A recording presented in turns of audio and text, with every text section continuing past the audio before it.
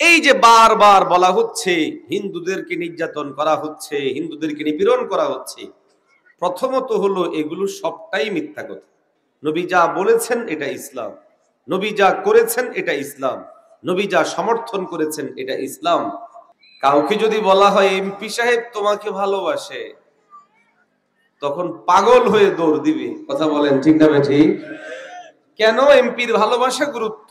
এই জন্য যে এমপি পাওয়ারওয়ালা, শক্তিওয়ালা, এমপি গিয়ারওয়ালা।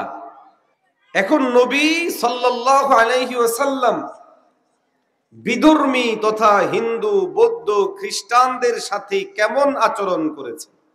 সেনাবাহিনীর মূল্যায়নের মাপকাঠি হলো কে কত হিংস্র। আমাদের নবী সেনাপতি ছিলেন, সৈনিক ছিলেন, যুদ্ধের ময়দানে তিনি ওয়ার্ডার করেছেন, সেনাপতি হিসাবে মেরেছেন, সৈনিক হিসাবে। অতএব পয়গম্বর আলাইহিস সালামের মারার সাথে রাহমাতুল লিল আলামিনের কোন প্রকারের বিরোধ নাই। জোরে বলেন ঠিক না ভাই? আমার নবী কোন বিধর্মী যদি অর্থনৈতিকভাবে দুর্বল হয়ে যেত, তাকে টাকা দিতেন। আমাদের জন্য সর্বোত্তম উসওয়া আমাদের নবী, ঠিক না? আমরা ইসলামের ধারক বাহক। ইসলাম মানে নবী, ইসলাম মানে পয়গম্বর আলাইহিস সালামের কওল, ফেল, তাকরীর। নবী যা বলেছেন এটা ইসলাম, নবী যা করেছেন এটা ইসলাম, নবী যা সমর্থন করেছেন এটা ইসলাম। আল্লাহর ভাষায় মা আতাকুমুর রাসূল ফাখুযু ওয়া মা নাহাকুম আনহু ফান্তাহু। নবী যা করতে বলেছেন করব, নবী যা ছাড়তে বলেছেন ছাড়ব। নবী যখন যা করেছেন আমিও সেই পরিস্থিতিতে তাই করব। নবী যখন যা করেননি আমিও তখন তা করব। যদি বলেন করব। قال الله تبارك وتعالى لقد كان لكم في رسول الله أسوة حسنة। আল্লাহ পাক বলেন অবশ্যই অবশ্যই তোমাদের জন্য নবীজি মুহাম্মদুর রাসূলুল্লাহ সাল্লাল্লাহু আলাইহি ওয়াসাল্লামের মধ্যে রয়েছে উত্তম আদর্শ। এই বক্তব্য কার?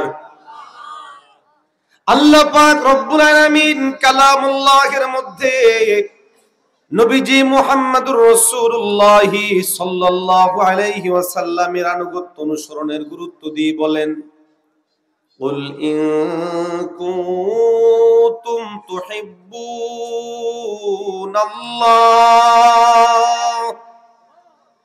ফাত্তাবিউনি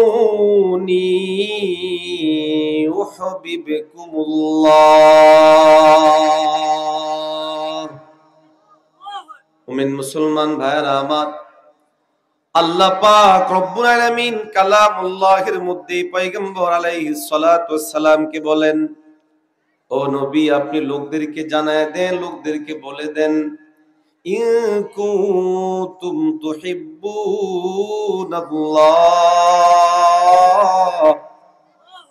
যদি তোমরা আল্লাহকে মহব্বত করতে চাও, ফাত্তাবিউনি, আমি নবীকে ইত্তেবা করো, অনুসরণ করো, ইউহিব্বুকুমুল্লাহ।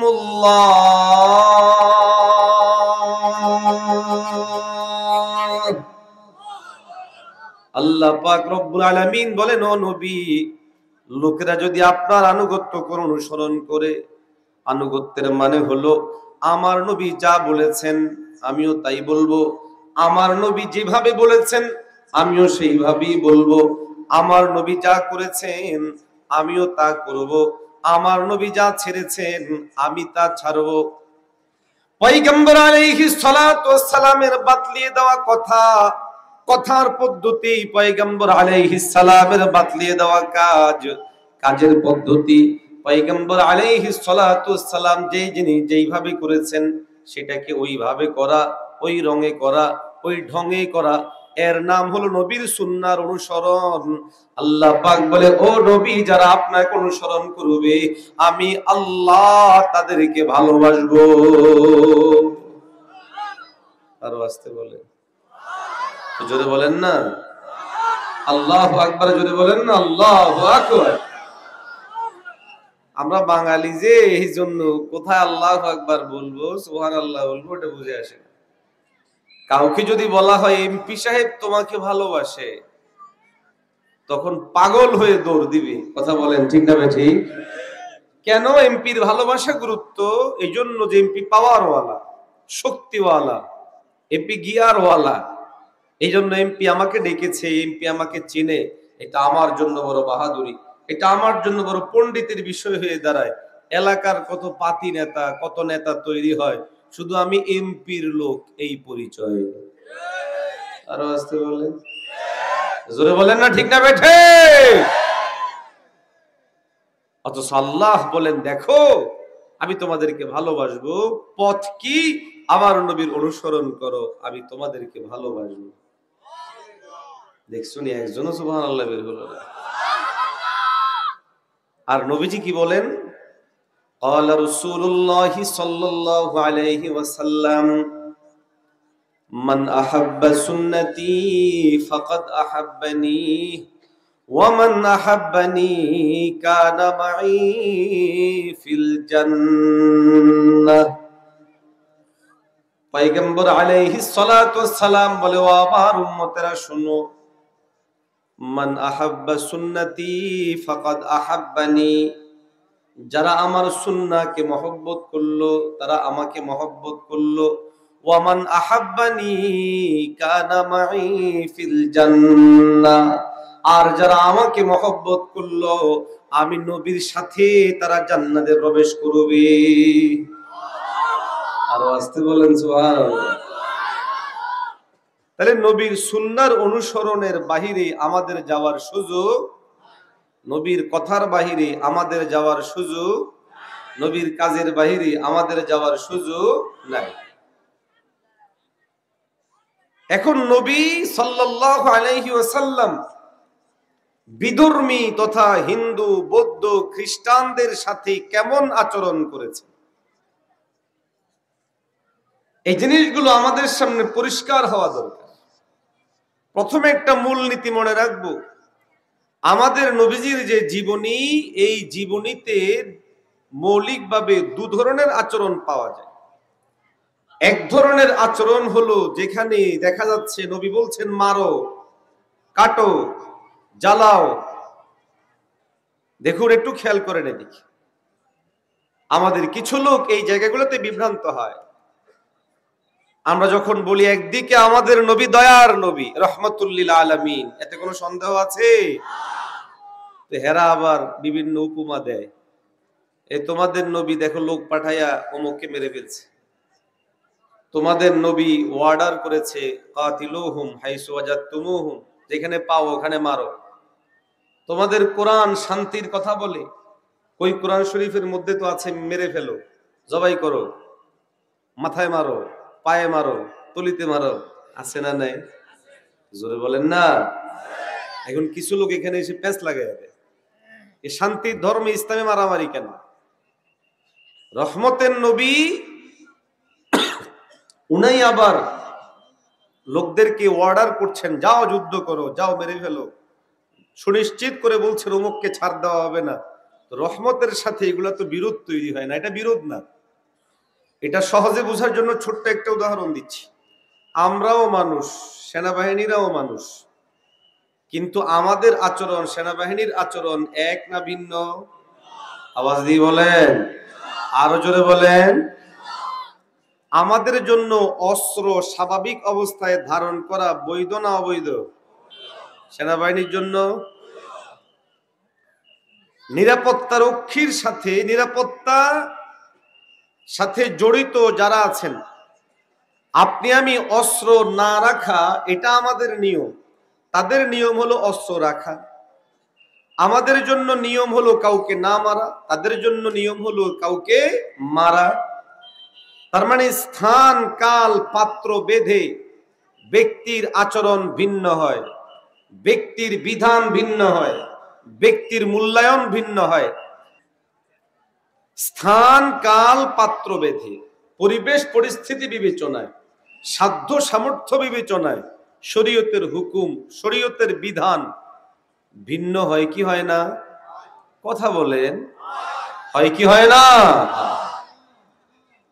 একই মানুষ তিনি যখন সেনাবাহিনীর অংশ, তার আচরণ একরকম, বিধান একরকম, তারই শিখানো হয় শরীর শক্ত করো, এভাবে বলিষ্ঠভাবে ঘুষা মারবে, নাকের নরম জায়গায় মারবে, এখানে মারবে, কোথায় কোথায় মারলে শত্রুপক্ষ সাইজ হবে, এগুলো আমাদের সেনাবাহিনীকে শিখায় না? শিখায় না?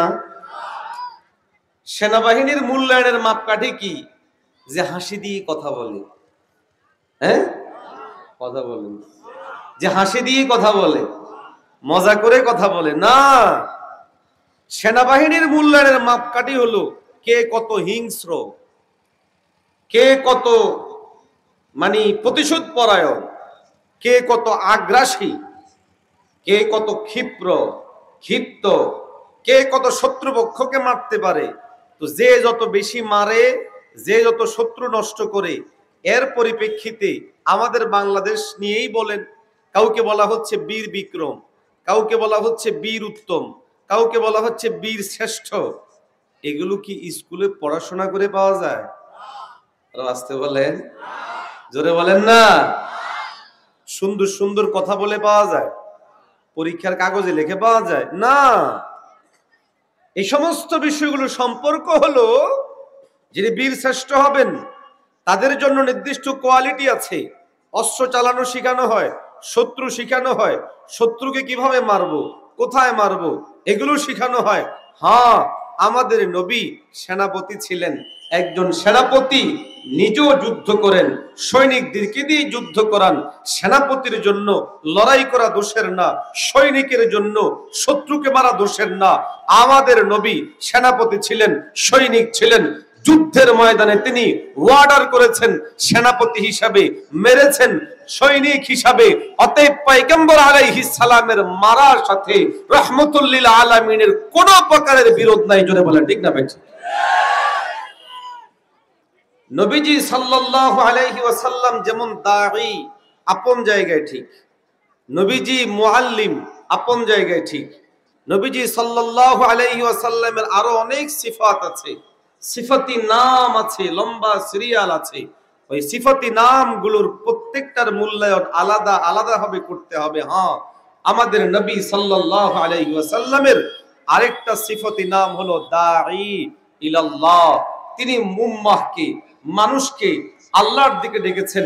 মূর্তি পূজারীকে আল্লাহর দিকে ডেকেছেন, সূর্য পূজারীকে আল্লাহর দিকে ডেকেছেন, যারা মানুষের পূজা করত আল্লাহর দিকে ডেকেছেন। আমার নবী শুধু ডেকেছেন এমন না, নবীজি মৌলিক দুটো কাজ করতেন। এক, আদ-দুআ ইনদাল্লাহ, রবের কাছে দোয়া করতেন, আয় আল্লাহ তাদেরকে আপনি হেদায়েত দিয়ে দেন। দ্বিতীয় কাজ নবী করতেন দাওয়া, তাদেরকে দাওয়াত দিতেন। মোহতারাম হাজরিন, পয়গম্বর আলাইহিস সালাম স্বাভাবিক অবস্থায় সাধারণ যারা বিধর্মী ছিলেন তাদের জন্য মৌলিক দুটো কাজ করতেন। এক, দোয়া, দুই, দাওয়া। দোয়া করেছেন, এর ফলাফল হযরত ওমর, এর ফলাফল গোষ্ঠীকে গোষ্ঠী মুসলমান হয়েছে নবীজির দোয়ার বদৌলতে। দাওয়াতের মধ্যে নবীজি সাল্লাল্লাহু আলাইহি ওয়াসাল্লাম দাওয়াহ বিল কওল, মুখেও দাওয়াত দিয়েছেন, দাওয়া ফিল ফাইল, কাজেও দাওয়াত দিয়েছেন। এই কাজের দাওয়াতের মধ্যে আবার হিকমাহ ছিল। নবীজি সুন্দর করে বিধর্মীদের সাথে কথা বলতেন, এটাও দাওয়াতের অংশ।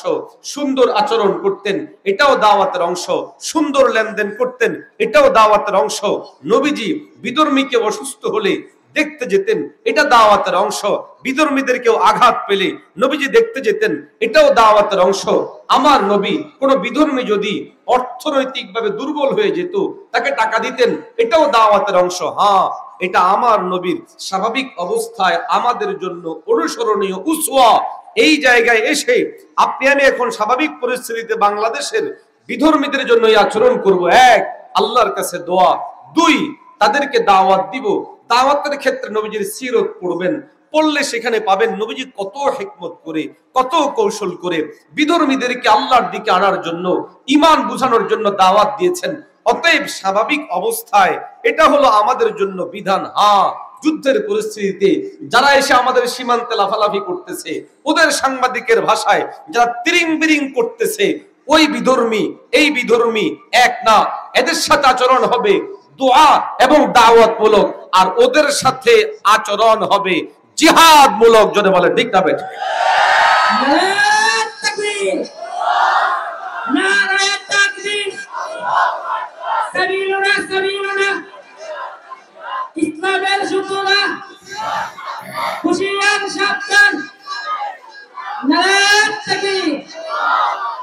আল্লাহ কবুল করেন, বলি আমিন। আলোচনার সারমর্ম হলো পরিস্থিতি অত্যন্ত জটিল, অতএব হাস্য রস মজা মাস্তি এগুলোতে না থেকে প্রত্যেকে নিজ নিজ জায়গা থেকে দায়িত্ব পালন করব। পারবো তো ইনশাআল্লাহ?